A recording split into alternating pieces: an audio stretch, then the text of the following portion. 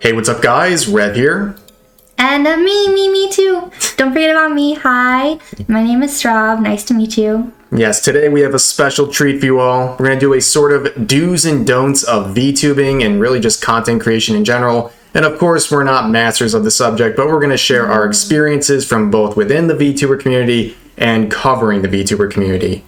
So, first up, the first topic is PNG-tubers. You want to tell them what a PNG-tuber is? Yeah, so a PNG-tuber essentially is just someone who streams with a PNG avatar, so it doesn't move around. It's just a PNG. It could just be like, but it doesn't move, so it doesn't track with your face like our models do. Yeah, so basically the big thing about PNG-tubers is a lot of people don't think they're valid, which they are. But also I think it's a very good set of almost training wheels to get used to VTubing in general. Yeah, I was a PNG-tuber for a while before I got my model also, because models can be pretty expensive. PNG is definitely a great way to start out and just test and see if you like streaming in the first place. And related to that, a lot of people think when you start off as a VTuber, you have to have this elaborate debut. And for a lot of people, it's their first stream ever, which I think is, for some people it works. But for some people, probably a lot of people, it's a really risky thing to do, and there's a lot that could go wrong. A lot of it having to be with technical things, like do you even know if you have the capability to stream? I mean, from my own experience, I tried to stream back in like 2019 for the first time, just for fun, and I tried to run it on my potato PC back then, and it was a PowerPoint presentation. Yeah, it was not good. I mean, it was disappointing for me, but I can't imagine if that was my VTuber debut stream that I was planning months in advance for and spent thousands of dollars preparing for. I've seen it happen to too many people, and it's honestly just sad. And I think having a PNG and just streaming and getting the hang of streaming in general before you make your grand debut is not only good for yourself and just getting the hang of things, but also you can build an audience doing that too.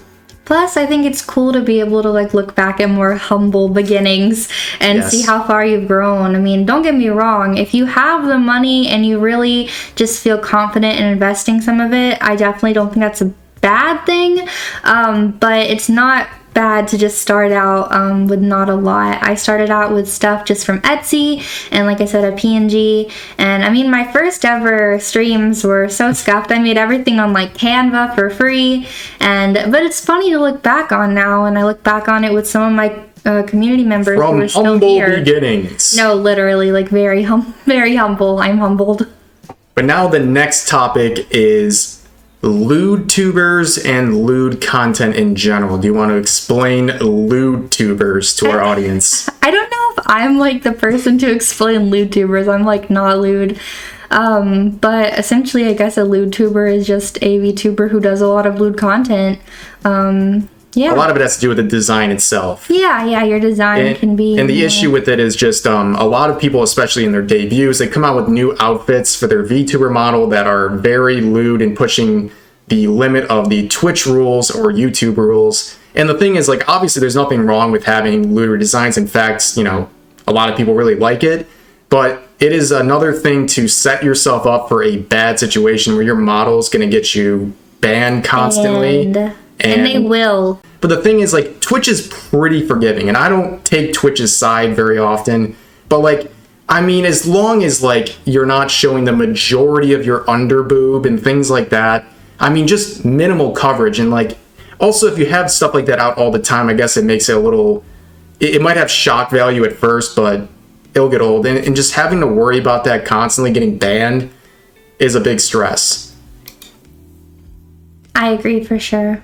She agrees, chat. I agree. Like I said, I'm not really one to talk a lot on lewd content in general, but yeah. And also on that same note, you shouldn't feel pressured to design your OC or your model, whatever, based on what you think people would like. So I know obviously like having big booba, this and that can make you feel like maybe you'll get more attention, but you should just do what makes you happy. And if big booba makes you happy, do it. Yeah, big booba makes me happy. I mean, you do it, but like if it doesn't make you happy, you should do what makes you happy, because it's your model, and at the end of the day, if you are spending money on a VTuber model, regardless of whether it's a cheaper version or if it's the most expensive, thousands and thousands of dollars. Regardless, VTubing is an expensive hobby. So you should be sure you like your OC before you go and spend a lot of money on the VTuber. And I guess it all relates to lewd content in general. I mean, there's a reason why I do a lot less hentai thumbnails and things like that, because worrying about demonetization and things like that is really difficult. And this kind of transitions into the next subject, which is diversifying your income when it comes to content creation and not putting all of your eggs in one basket. I'm a person who for a long time, YouTube was everything, but branching out into things like streaming, sponsorships, Patreon, things like that can really lighten the pressure you feel with a given platform. No, I definitely agree. I started out just posting on YouTube, and then I slowly started branching out to Patreon, Twitch, and now, I mean, I have so many different avenues of revenue. It's really nice, and it does make me feel a lot more stable and secure. I mean, even with things like merch and merch releases and just passive income in different ways like that is really helpful. Yeah, and one of those routes that's really good is paid sponsorships. Much like the sponsor of this video for today, Smooth. Dice Dreams. Let's do the smooth transition. That's right, weebs and weebettes. The generous sponsor of today's video is Dice Dreams. Now, what is Dice Dreams? Dice Dreams is a free-to-play mobile game. To put it in familiar terms for my audience, it's like an isekai where you end up in a new world, and through collecting coins, attacking and stealing from your enemies, you start building your kingdom. Because what's more fun than building your kingdom? Building your kingdom while you're taking from your enemies in the process. If you're a PvP junkie like me, Dice Dreams has got you covered. Attack and steal from your enemies, take their coins. You deserve them more than they do. But honestly, Dice Dreams is a blast. There's new content every day, exciting events, new features, and updates every week. Don't miss out on your chance. Come join me and play Dice Dreams today. To start playing Dice Dreams today, just click the link down below. And now for the first time, you can see how many people just like you have downloaded Dice Dreams in real time. Every time someone downloads Dice Dreams, the widget in the description box will update in real time, so download Dice Dreams today, and let's get that number as high as possible. Alright, welcome back everybody. So we're going to move to the next topic, and it's kind of a amalgamation of a few, but it begins with the concept of the VTuber community. Now, it's a little bit of a difficult subject to explain, but a lot of people who first started off as VTubers believe that they have to appeal and get accepted into a sort of VTuber community. The big problem with that is, I think things like that should be much more natural. You should meet people who they share general interests with you and branch out that way instead of trying to appeal to a bigger community where, in reality, the VTuber community is made up of 1,000 different smaller communities, and a lot of it's just really boils down to friends and people trying to work together. So I don't think trying to assert certain values or whatever, or tweet things or say things to try to appeal to a general community is a good way to start. Yeah, I think I would definitely focus on just developing friendships naturally. However you usually go about that. Like you said, the VTuber community is really big, and there's a lot of smaller communities within it. And I'm sure you can find people who are similar to you and share the same interests and have similar goals to you. So I would definitely try to go about it as naturally as possible. Yeah. Yeah, and that leads me into Vtweeters, which is an interesting subject. Kind of an icky word when you say it. Yeah, icky, yeah. No one wants to be called a Vtweeter. Even though I kind of feel like I am one sometimes, but I post content, and that's the most important part. So let me explain what a Vtweeter is for those who are in needing of some informing on that. A Vtweeter is someone who spends literally their entire effort online tweeting about being a VTuber, but not actually doing VTuber things like, I don't know, making content, like streaming and making videos, TikToks, whatever. The prime motivation for them is to do everything that looks like a VTuber. You commission a model, you commission artwork. Lots of art. Spend thousands of dollars nobody spends more than Vtweeters on artwork, right? So they do all this build up, and they're, you'll see like pre-debut, and they'll be pre-debut for a year, which it takes time. Don't get me wrong. I'm not trying to say that. They'll be pre-debut for 3 years. But it's like they never have an actual intention of converting it into anything. And the problem with Vtweeters is they try to boost their numbers through Twitter, which can be useful in many regards, but also pretty meaningless in other regards. Yeah, I mean, like, don't get me wrong, Twitch's algorithm, you have to go out and you have to promote yourself on other platforms, which is why you should be sharing your content on those platforms. Don't get me wrong, I do, like, trends every now and then. They're cute and fun, and you can meet people that way. But if every single tweet you make is, oh, I'm looking for VTuber friends, oh my gosh, I want summoning VTuber friends. all cute VTubers to be my mutuals. Like, retweet this if you like cute VTubers. Like, if that's every single post and you have no content at all, yeah, it just doesn't look very great. So the main problem with Vtweeters in general, they try to appeal to other VTubers. It's not appealing to potential audiences. Their main focus is appealing to other VTubers. And unfortunately, in the VTuber community, the loudest people tend to be the minority of the community. And when you come across controversial topics, Vtweeters love controversial topics, and you know, it's fully in your right to say whatever you want online. I do. Yeah, and we all do in our own regard. But you can look at my channel. I mean, how many videos have I made about VTubers, really just Vtweeters, literally ruining their career over a tweet? Ruining it before it even begins sometimes, because they want to weigh in on a topic that's controversial, typically a topic they have no understanding of in the first place, and they're doing it for brownie points. I see the same sort of formula work out when it comes to these things. I'm not even going to say a specific topic, but any controversial topic. It starts off with a lot of support, and you look at the support, and who is it?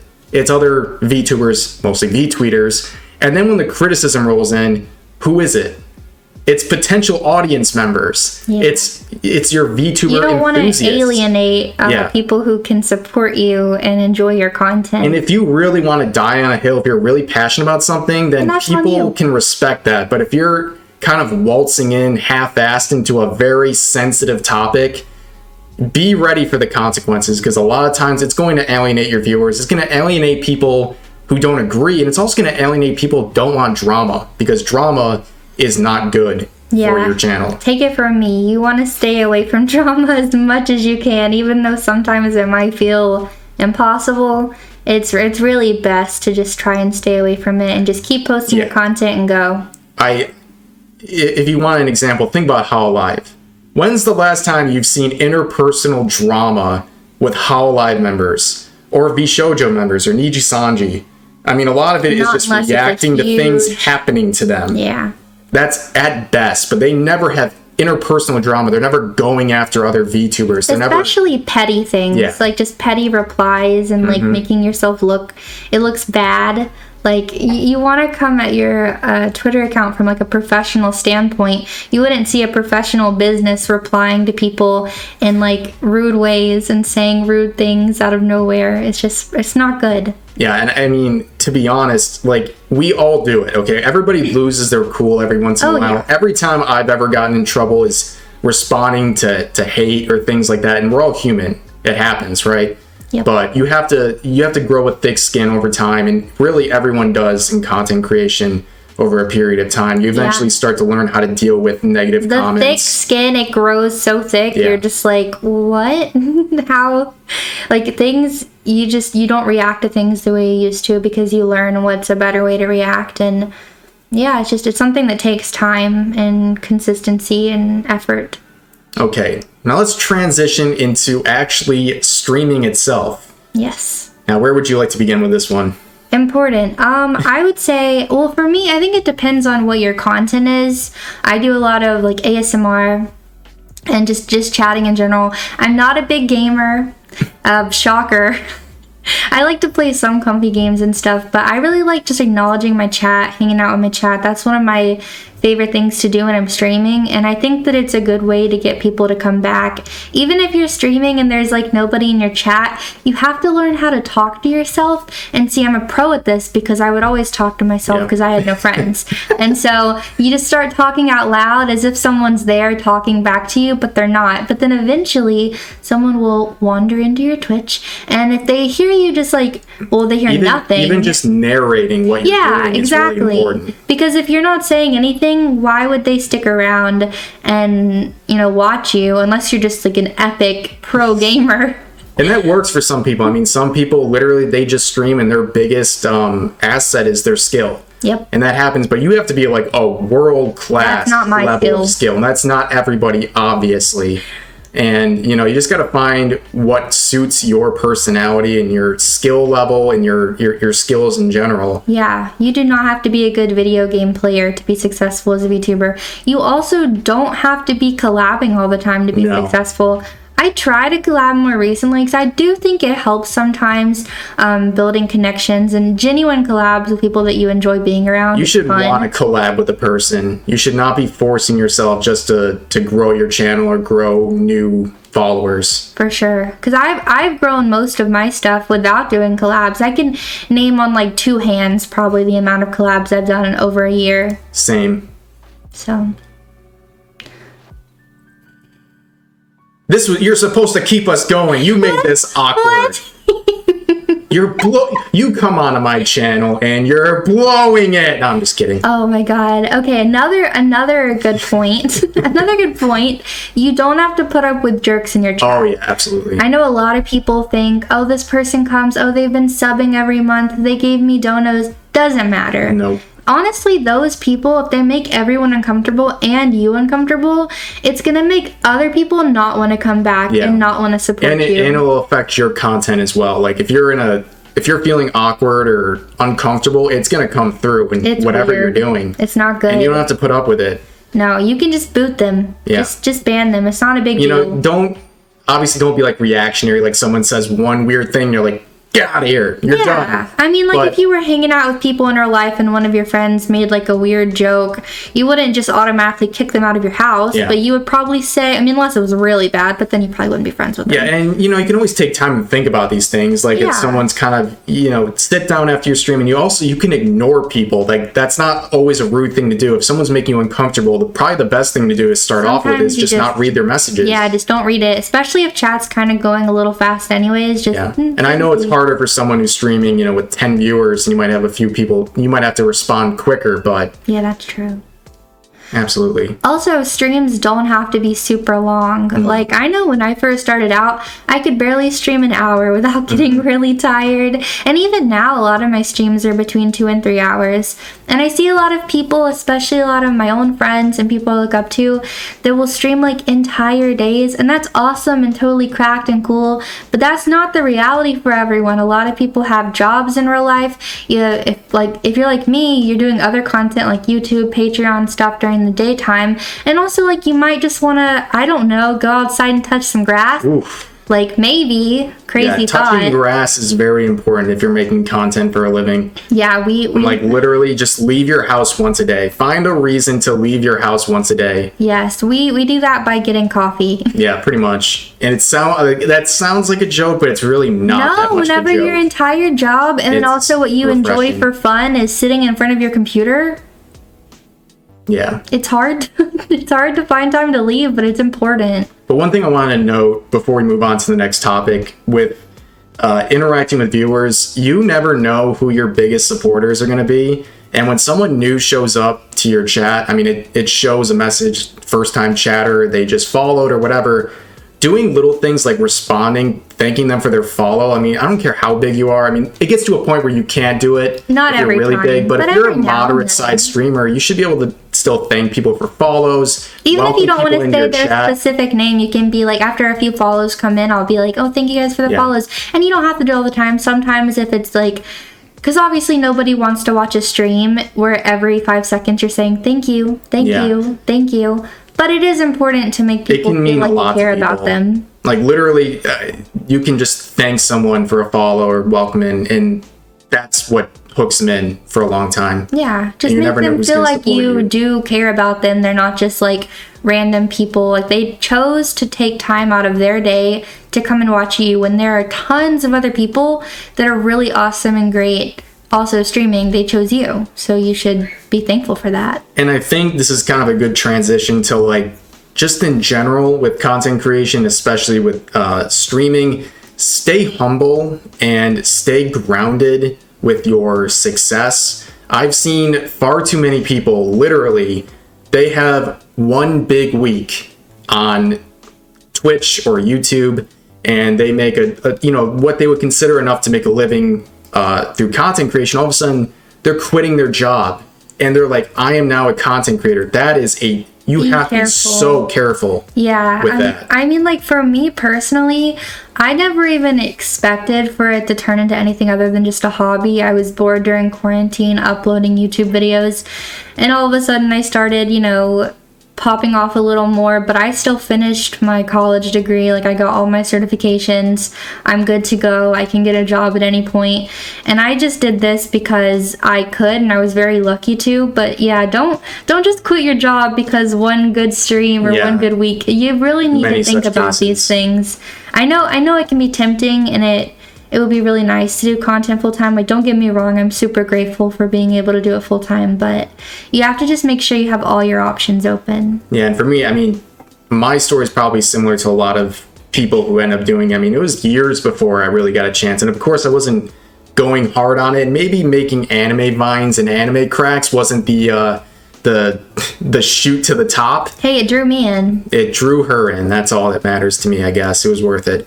But you know, it took a while. I mean, I was doing it because mainly I was making content because I liked making content. That's a crazy thought. That's a crazy thing nowadays. Whoever did that because they just want to. They don't want to just get famous. And, you know, a brief point about that. I mean, there are people who literally introduce themselves into the VTubing community or content creation in general with the main goal right out of the start of treating it like a job. Yeah. That is a huge mistake. And it's going to be very, very disappointing. Like 99.9% of people who start making content are not going to blow up instantly. The vast majority, even I consider even blowing up, like getting to the point where you have an established following, even if you do it in a year, I think that's pretty fast. That's a year of solid routine content creation. Yeah, it's hard. It's not easy to get to that point either. So, and kind of relating to that, I think one of the important things, just like the time of your stream, the games, and what you do with your streams, I think finding out things that work for you is way more important than what works for the algorithms or what works for other people. Yes. If you have a unique style that's comfortable for you, you have to go with that, because if you're comfortable making what you make and you feel good about it, it's going to come through with better content in general. If you're faking things or trying to jump on trends, we've all tried to do that. I mean, I've tried to do it myself, and maybe it's like temporary success, but it doesn't come off as authentic as you want, and it'll wear you down. When you're making content you genuinely like in a way that you actually like doing it, it will work out nicely. My model. This is another thing that VTubers have to deal with. Technical difficulties. Technical difficulties. I'm on a Discord call. I let her have the actual established. Yeah, can't you tell I made it look all fancy and nice? Said, you know what? Her model's super pretty. I'm a little scuffed sometimes. Not that my model isn't super pretty too, but no, it's just because of how we're having to stream. Yeah. Because, you know, being a VTuber, you have to sometimes just like figure stuff out. Mm-hmm. I'm not a professional. People might think that sometimes. I don't know why they would ever think that, but I'm just trying to figure it out like everybody else. So I think we'll move on to the final topic. This was a very concise, probably 30-minute video at this point.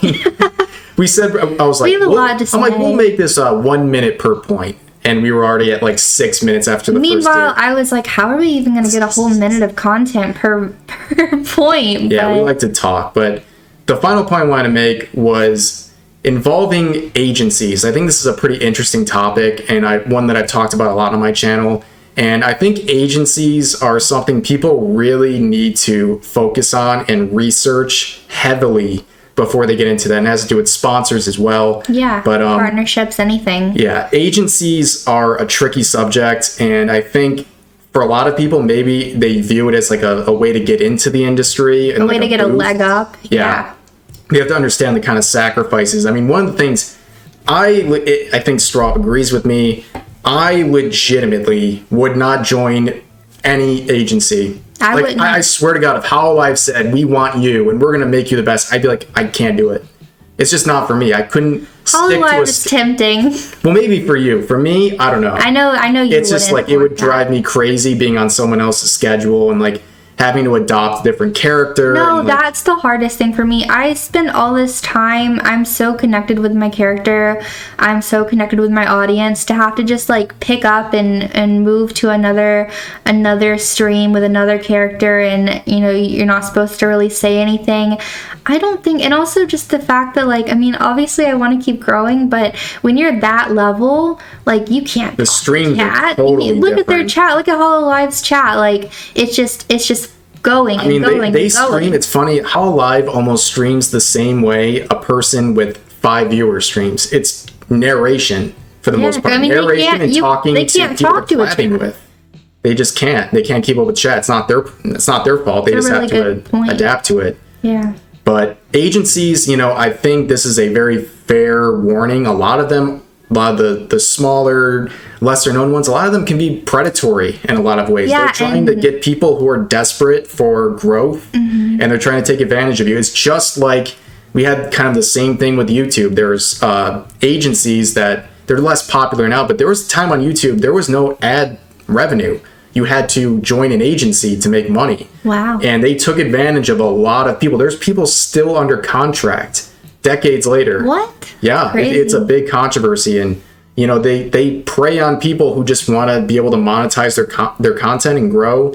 And I know the only time I ever had agencies reaching out to me when I was making YouTube content was when my channel was demonetized like 3 years ago, and I was getting desperate because And they knew you were desperate. I couldn't get remonetized, and they were making promises that they could bring it back, that they could fix it, and in reality, they were just trying to lure me in because I was just so desperate to get it fixed. And luckily I didn't, because they were, I mean, to give you an example, one of them wanted to take 40% of my revenue. And Twitch what? already takes a lot of our revenue for streamers on Twitch. Yeah. And then not to mention YouTube still takes a cut if you stream on YouTube. And then on top of that, to give an agency a cut. And now, of course, if you are going with someone like Hololive, Vshojo, or even other like bigger agencies, there is positive factors, right? Of course, obviously, that's why people do it, and you are guaranteed, you know, more of a stable income, and so you do have to think about the positives too. I'm not just saying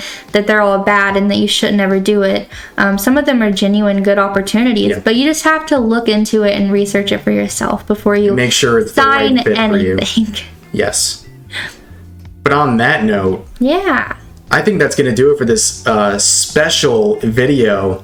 And I want to thank the lovely... We're in the same room, by the way. I don't know if everybody knows this. Not everyone knows this yet. People will be like, oh my god, Rev must be lonely. I'm like, I'm right here. I'm his girlfriend. We live together. I mean, we met through content creation. Yes, we met. You never know what's going to happen with your shit posts on YouTube. You never know where it's going to lead you. Yep. But I want to thank you for joining this with me. Promote yourself. Yes, promote myself. I am Darling Straub on YouTube. I make ASMR roleplay content. On Twitch, I play comfy games. I do ASMR live. Darling Straub as well. On Twitter, Darling Strauby, IE at the end. Yeah, that's about it. All right. I want to thank you guys for listening to this video, and hopefully there was some takeaways, some things to learn, and we appreciate you. So thank you all again, and we'll see you next time. See you next time.